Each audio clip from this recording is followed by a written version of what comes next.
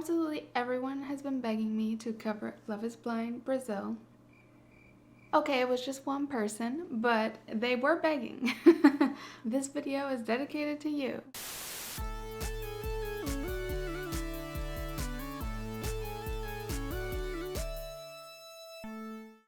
Hello and welcome back to the Miscellaneous channel where we do miscellaneous things. I'm Zeleny. I typically cover TV, pop culture, internet trends, and other miscellaneous things on this channel, so subscribe if that's your vibe. So yes, today I will be covering Love is Blind Brazil Season 2, the entire season. See, I do listen to my fans sometimes. Keyword is sometimes.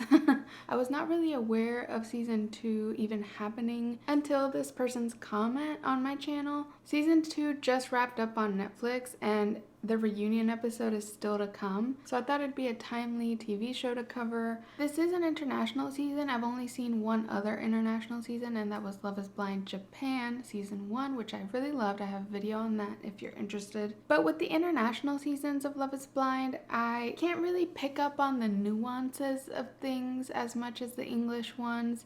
And it's kind of a good thing because I end up taking this show more at face value and like suspending my disbelief more and just believing the contestants are really there to find love. Even though I'm sure in international seasons, a lot of them are also seeking fame and clout, similar to the US. In this case, I am Mexican, so I found myself relating a lot to the culture of the Brazilians in Love is Blind, it being a Latin American country and all. And I don't speak Portuguese, but sometimes I felt like I could almost understand the Portuguese knowing Spanish. So throughout this video, I might make some assumptions based on my shared Latin American culture, but I don't know for sure what differences Brazilian culture has to like Mexican culture. I just noticed a lot of like similarities in, first of all, their demeanor, their way of prioritizing community in general, and also just the generally more traditional values a lot of the contestants and their families seem to have. So let me first talk about my general thoughts on this whole season. I'm not gonna lie, I struggled a bit to get hooked at first. I think with Love is Blind, I sometimes dread a new season because the pod section of the season is just always the same to me. And this goes for the international seasons as well as US seasons. The pods are just kind of a drag to me. Everyone loves their mom. Everyone has had shitty past relationships. Everyone likes having sex. Shocker. Like, it's just really obvious stuff like that. It's only once we get into like the couples forming and the proposals and the honeymoon where it really gets interesting to me and I get hooked, because the pods are really always these like rainbows and butterflies and everyone seems like the perfect version of themselves. Overall, I enjoyed the season 2 of Brazil. I think I'd still put Japan as like the best season I've ever seen. I think the way they approached the experiment was the most respectful. I don't know if this is a spoiler, but in Japan, they kind of clearly deemed it disrespectful to make it all the way to the altar and say no. So the couples kind of came to their natural conclusions through the journey if they weren't gonna make it. And none of the couples had like the audacity to go all the way to the altar and then say no. And Brazil was formatted more typically like the US versions, but I did really enjoy some aspects of Brazil, and so I would say I enjoyed it better than some US seasons. It's just so hard for me with the US because I just see right through all of the contestants and I just feel like they are so fake. And at least in the Brazil season, it did feel like a lot of the contestants were genuine. One aspect that really stood out to me about the Brazil season was how much more community was a part of all of the couples' journey. In the US, you see the girls in the pods and the guys in the pods bond a lot with each other, but in Brazil, it was a whole nother level where it felt like the other couples from the pods became very important. Like, they became close friends,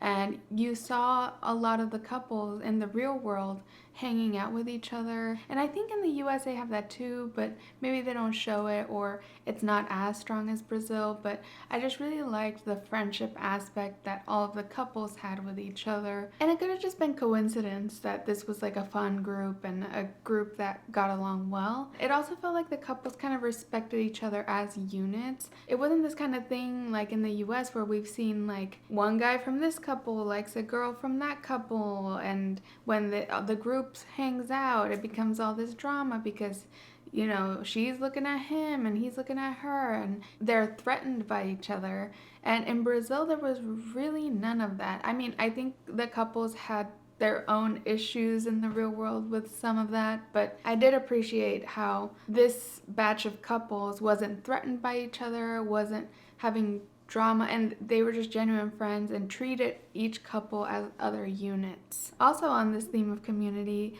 the hosts of Love is Blind Brazil are a little bit more involved, and it was kind of sweet. They actually show up to the weddings. They kind of give pep talks to the girls and the guys. It made the hosts feel like there was more of a point to having them, because that's a big complaint for me in the US. Like Nick and Vanessa Lachey just show up at the beginning and then at the reunion. In the reunions, the Lacheys pretend to be so invested into these couples' journeys, but it's so weird because we haven't seen them be involved at all. Also, I loved the wedding design of Brazil. Like, it was so much more warm and bright, and I really liked the aesthetics they chose for the wedding venues and things. Also, the theme song of Love is Blind Brazil slaps. Like, I was dancing at the credits every episode. So let's jump right into the couples because we have a lot to cover. It's a whole season, and I'm going in order of proposals. The first proposal we had was Veronica and William. They were the kind of couple that seemed solid on the surface, but I just started to have doubts as time went on. It was wild because in the pods, they hit it off so quickly. They had that cute moment where Will sent a message through another girl to Veronica, which seemed like this big gesture in the pods. They were pretty sure about each other really fast within like a couple of days. When they met, they had a lot of physical chemistry. On the honeymoon, they were kind of all over each other. Things just always seemed a little too polite between them, and I think that was their big issue because it ended up being that their problems would never be aired out and they wouldn't communicate about problems. And at the wedding, we saw what the problem really was. Or should I say who the problem really was? So at the wedding, we found out that Will is a total mama's boy. That was wild. I saw on the subreddit a lot of conversation about this, of course. It was not pretty. His mom was very against the marriage. He was trying to convince him not to go through with it. And Veronica says yes, and then Will says no, that he's not ready. And of course, cut to his mom gleefully sitting in the audience. But I really loved Veronica's attitude after this. Even though she was taken by surprise, she was just disappointed, and in just like a very calm way. I mean, she was like a class act the whole season, and she did say he was a weak coward, which yes, exactly. This was the cringiest part when his mom is talking about how he's too immature to get married and that she's glad he said no, that she doesn't want him to leave home and that he has everything he needs at home. And then later he's like, oh, my mom had nothing to do with this decision. It just felt very defensive, and obviously his mom had something to do with the decision. Like, obviously. It seems like in Brazil, similar to Mexico, people typically live with their parents up until the time they get married. So it's not like an embarrassing thing to live with your parents in your 20s or during college in a lot of countries. And I think Brazil is that way. But clearly, it seems like his mom is way too attached to him and needs to learn to let go. Like, I was sad because I was rooting for this couple. They seemed like a good match. But Veronica really dodged a bullet with this monster-in-law she would have gotten. Like, that would have been so annoying. And I know this type of mother-in-law. My mom had a mother-in-law like this. I am glad he said no for her sake completely. And apparently he was gonna say yes, and he changed his mind last minute. That was part of this Reddit thread. There's been a couple of Reddit threads by this user, sorry I didn't have it prepared, a user who follows all these Brazilian gossip accounts and has gotten a lot of tea from the contestants of the season. That was part of the tea that Will was gonna say yes and intended to up until the wedding day. And that's why Veronica was so taken aback by his no. So it kind of does seem like the mom had a lot to do with it because she was the one trying to convince him leading up to the altar. But in general, I do think this couple just like struggled to get past surface level with each other, and that was their deeper downfall, aside from like his mom convincing him at the last minute. The small moment that made me question their relationship a bit was when she dyed his hair like bleach blonde, and the next day he dyed it back to black without telling her at all. And it's not a big deal for him to have not liked the bleach blonde, even though she spent a lot of time trying to get it to the blonde that it was. Trust me, I know how long it takes, but it is a little bit of a big deal that he didn't feel comfortable enough to tell her and just warn her like, hey, I'm gonna dye it back. I'm not feeling this look that much. It just shows he was like afraid of confrontation, and it just proves this couple didn't have the best communications. Like, if you're gonna be in a relationship with somebody, you have to be okay with arguing sometimes. So good for Veronica. Slay. She's gorgeous too. I hope she is thriving. So next, let me talk about Alisson and Thamara, who are kind of the gold star couple. There's always a gold star couple, except for season 2 of US. We don't talk about that season. Alisson and Thamara were our Lauren and Cameron of the season. Though I do feel like Alisson and Thamara are a little bit more of like an opposites attract dynamic, where they contrast each other with their personalities. It was a cute dynamic for them. I feel like Lauren and Cameron have more of like a serious vibe, like they have a similar serious energy to them, and Alisson and Thamara, like Tamara is very serious and like analytical, and Alisson was kind of more go with the flow, easygoing. I think they're on par with a Lauren and Cameron type of couple in that they're just so strong, like solid from day one, stayed true to each other, made it to the altar, said yes, and I believe are still together according to that Reddit tea thread that I will link down below. I will link the 2 Reddit threads down below with all the tea. For some reason, when I first saw Alisson in the pods, I was kind of skeptical. Like, I didn't understand his vibe. I was like, he seems kind of douchey for some reason, like for no reason at all. Like, I don't know why.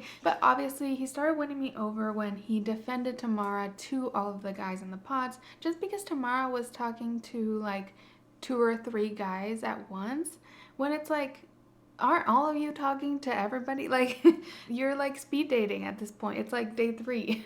Some of the men that were feeling insecure about Thamara having other contenders, they were upset about that, and they were basically slut-shaming her, and Alisson defended her to the guys, and then he went and told Thamara that the guys are saying this about you, but I don't believe it, and they're stupid for that. That was just a really sweet thing. It's not easy to stand up to this toxic masculinity thing, especially in a room full of men. So that was very cool of him. And Thamara, like, her method made complete sense. She was being very methodical about, you know, eliminating guys and making sure to talk to all of them and trying to see them as contenders. So there was nothing like slutty about her. There was a lot of men that were doing a lot worse. Not to name names, but Tiago, obviously.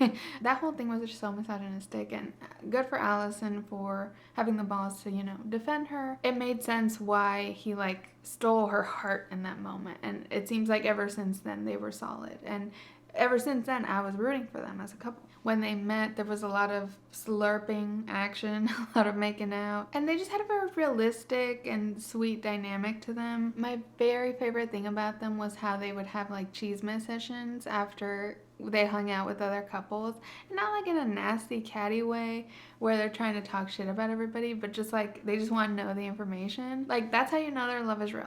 And another realistic thing about them is that they clashed a bit. There was some sort of pool party where he was like jumping around and he ate a leaf, a weird leaf. I didn't really understand the leaf thing, but he was just being a little immature. And she's also very like particular and picky. Like she was very picky about how he saved her on his phone and things like that. But they clash just enough to work.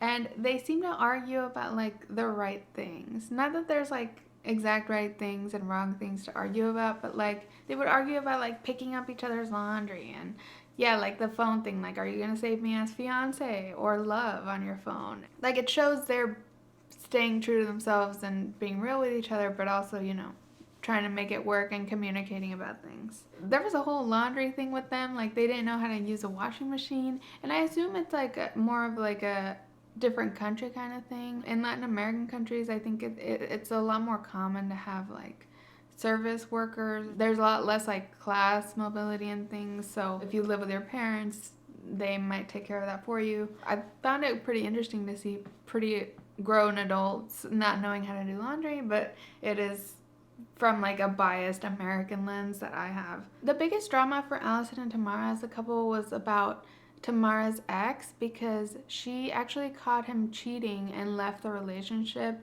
and then pretty much immediately left to go on Love is Blind. It does seem kind of fast for her on her side to like leave a long-term relationship and go immediately to go get engaged. But to each their own, and she found a good relationship, so it worked out. They tried to make this drama about the ex, but it didn't really amount to anything. Eventually she did tell him about her new engagement on the phone and he took it fine. Alisson had just wanted her to tell him and she told him, and Alisson was like, okay, cool, you told him. Tiago was like trying to rile up Alisson, but Alisson was just like, okay, like just make sure to tell him at some point soon. And Thamara did, and it was fine. At the wedding, I felt the most confident about these two. And frickin' Thamara, the way she gagged me at the altar, because she started this long speech and it was all going good and it was like, okay, everything's going as expected, and then she's like, it would just be crazy for me to get married right now. I'm not ready, or something where I was like, no, like I was gasping. It sounded like a no. She was like, I can't do this. And then she's like, I am crazy, so let's do it. And so it was just like, it was like a yes, and then it was a no, and then it was a yes, and I was like, like, Thamara got me good.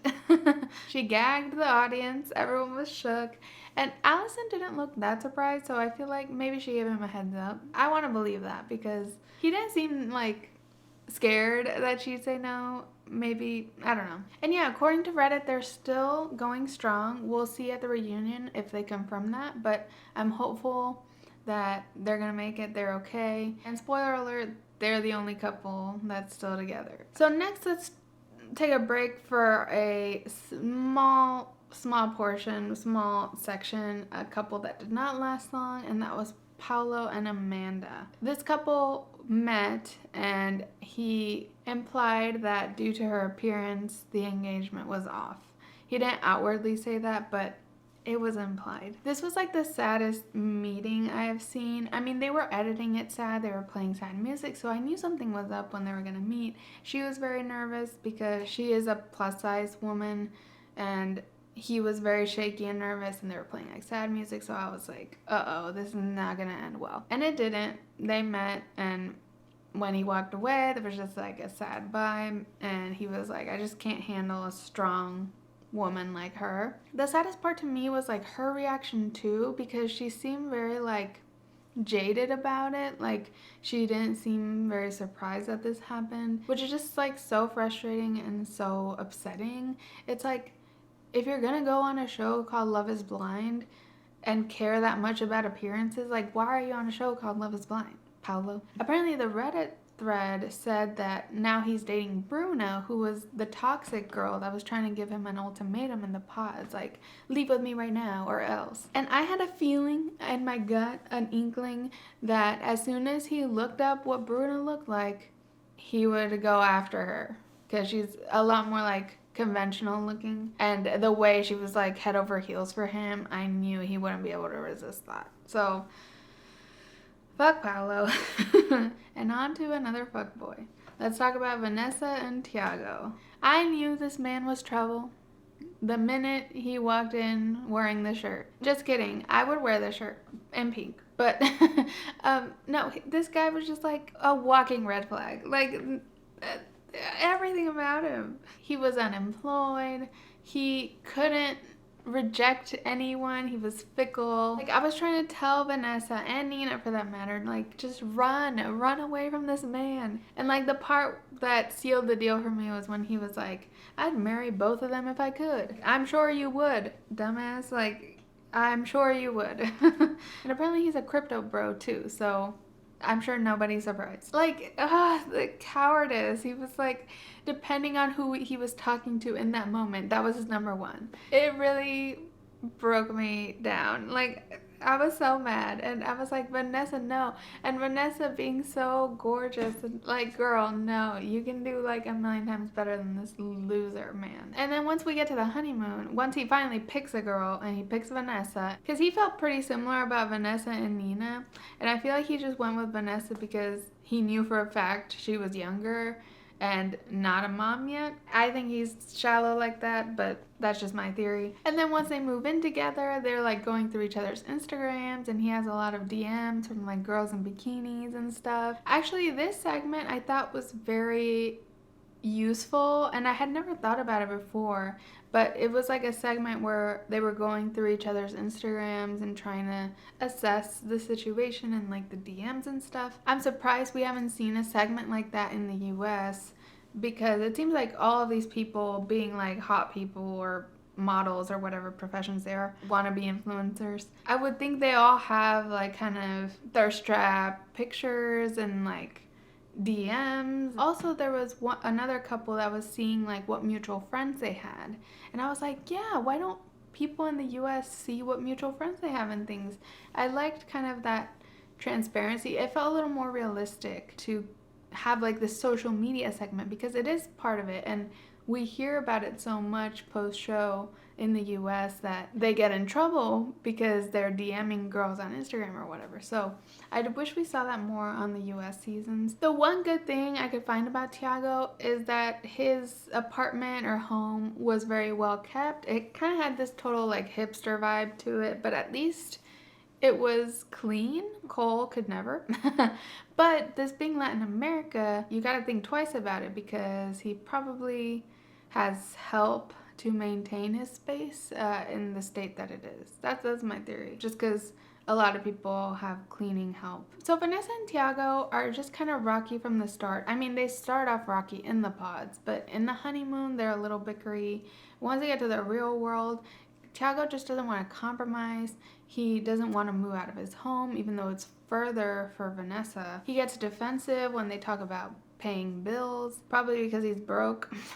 And Vanessa keeps longing for the Tiago from the pods, as if the Tiago from the pods was like amazing, which he wasn't. He was just slightly more sentimental. And he's also like embarrassed by her, like embarrassed by her doing TikTok dances and her wanting to be the center of attention, says that's unattractive. I think it's just because he wants to be the center of attention, probably. This was a couple who made it to the altar that I felt was the most doomed, and I hope to God they were gonna say no. Vanessa's a strong woman. She had like a good job. She, you know, takes good care of herself. She's gorgeous. And I never thought he'd say yes. He just doesn't seem like a commitment type to me. He says no at the altar. He had told her that he would say yes, and apparently when he heard that Will said no, he also backed out. During his no, he makes an unfortunate like hole metaphor that sounds really wrong. Maybe it's a translation issue, but he's like, you know, when you're digging a hole and then you're digging it and then you realize you want another hole, and I'm just like, this metaphor is not appropriate. Luckily, Vanessa had a rejection speech ready, and it was great and eloquent. She asked him then and there, like, where's the man from the pods? And he does not get it at all. He never gets it. And according to the Reddit thread, he's been defensive on social media about how the show painted him to look broke when he just had to quit his job to go on the show, that he's not broke and not unemployed, and he's been employed since he was 14 or whatever. I don't know. I just did not like this guy, and I wanted better for Vanessa. So I hope she's thriving and she finds someone great. So next, let me talk about Maira and Guilherme. Sorry, I always want to call him Guillermo because that's the Spanish version of his name. I just have to say this even though it doesn't matter. I feel like she looks like a cross between Bella Thorne and Millie Bobby Brown. Do y'all see it? This couple was rocky. They reminded me a bit of, what was her name? Season 1? The Runaway Bride girl. Janina and Damien, because they were just a little bit like just unstable emotionally with each other. Not to the degree of Janina and Damien. They were a lot more toxic. Maira has a son named Bento, which I think that was such a cute name. Like, that's like the cutest name for a son. Guilherme is cool with it, with her being a mom. This couple was good in the pods, but got toxic as soon as they met, and more because they had very different interests and they start seeing that pretty quickly. It seems like he realized it early, like in the honeymoon where they do a hike and she's really not into it and he's really into it. And I feel like he didn't like that, but also was too scared to confront it and do something about it. So because he wasn't discussing his issues, she felt insecure in the relationship, and it just led to like a toxic dynamic where there was like no trust between them. I mean, from that hike, she was like, I considered divorce 3 times. It's like, that's not the best sign. It's literally your honeymoon. And they both often discuss how uncomfortable they are with how fast everything's moving. And Guilherme even tries to sometimes like save it by doing a big romantic gesture, and she becomes so overwhelmed by it that she like gets emotional because she doesn't understand why he's withdrawn half the time and then the other half he's doing gestures. Like, he's very hot and cold. Like, his gestures read very empty because he doesn't feel like approachable most of the time. They end up having an engagement photo shoot close to the wedding day, and I thought it was weird. This was the first time we've seen an engagement photo shoot in Love is Blind. Like, I never thought about that either, but in real life, everyone always does engagement photo shoots. I see them all the time on my Instagram feed. That added kind of another layer of authenticity. But after the photo shoot, it kind of becomes really real for them, and it seems like he confronts her off camera about not feeling a connection and not liking her anymore. And we do see a conversation between them later where they break up, and she's very upset because she's like, all the signs were there. I had my suspicions that he wasn't into this, and they sort of break up. Honestly, their ending was very sudden and kind of confusing. I think they just maybe missed like a key moment on camera or something. She is very ready to break up at this time, and he keeps trying to be like kind of wishy-washy, like, yeah, maybe we can still go to the altar. That made me feel like maybe he was just there for clout, like he just wanted to make it to the altar to get like the bonus for making it to the wedding. I don't know, I feel like they get like a prize for if they make it to the altar or not. And at the bachelorette parties, Guilherme comes out again, says he still wants to go to the altar, and she's like, please just leave. And Maida had shown up to this bachelorette party wearing like the most badass revenge outfit. Like, she slayed. It was like this great post breakup moment. As much as she was like pretty much in shambles after the breakup, like, I respect her for slaying this hard at the look, and it was fierce and I liked it. Obviously they don't make it to the altar. She shoos him at the bachelorette party, and that's all we hear from them, and good for her. I mean, he didn't seem like the worst guy. I do feel like maybe he was there a little bit for fame, maybe she was too, but I think they just had key differences, and that's what happens when you propose blindly to a stranger. You might find out you have nothing in common with them outside of the pod. So finally, let's talk about our last couple, and that is Flavia and Robert. I feel like I've learned in Love is Blind, there's always like the weird odd couple that's kind of a filler couple that somehow makes it to the end. Unfortunately, according to Reddit, and this is spoilers for the reunion, apparently they have since split because he cheated in some form or fashion. I'm assuming we'll get some confirmation about this or more explanation at the reunion that's airing soon. It's unfortunate because they were cute. It was kind of interesting how the whole time they were talking about not being sure about what they were gonna say. They both seemed kind of like, I don't know about all this, and this pace is too much, it's too fast, I don't know if I even want to get married. Like, she was kind of anti-marriage herself, but grew to like the idea of it and ultimately say yes and be interested. They kind of reminded me actually of like Raven and SK in this last season, who rip Raven and SK at this point, but at the time of the show, they were very cold at first with each other, and then they actually grew a nice bond together. But I mean, actually they had a very similar fate to Raven and SK, unfortunately for Raven and Flavia. And in the pods, they kind of seemed like the leftovers. They were the last to be engaged, and they were the only ones to not have sex the first night. Again, parallels with Raven and SK. One side note, during their proposal, I was so excited about this. Did y'all catch the drone? You see the drones, and it made me, and I loved it. I love seeing any behind the scenes content, especially on Love is Blind, where they're so tight about showing you any behind the scenes. That showed me how they get the shots of the pods from above, and I guess it's obvious, it's drones, but I loved seeing like visual confirmation. I enjoy a peek behind the curtain here and there.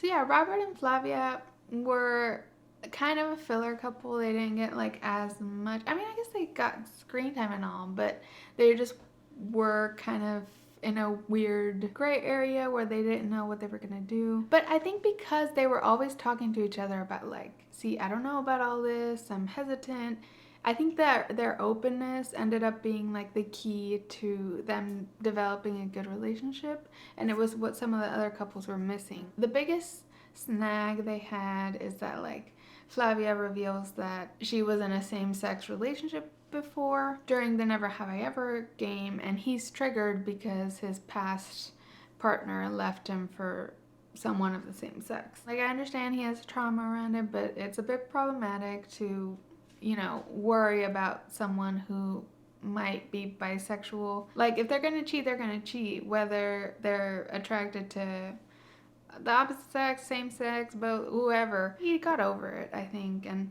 they both kind of let loose in these scenes, and those moments brought them closer. But they ended up saying yes at the altar. I was kind of surprised. They were the ones that I was like, you know what, they're probably gonna make it because they seem not likely to make it, and I was right for once.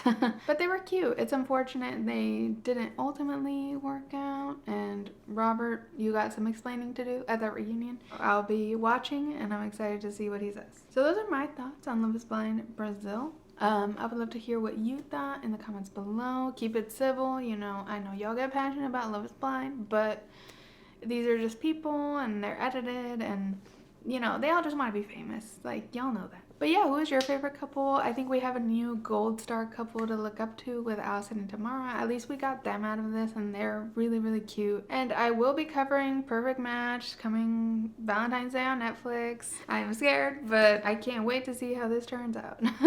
Please like this video and subscribe to my channel if you enjoyed. I put out new videos once or twice a week about TV, pop culture, internet trends, and other miscellaneous things. You can follow me at Miscellaneous on Instagram or Twitter to find out about new videos, or just turn on the bell notification here on YouTube. Thanks so much for watching, and I'll catch you in the next one.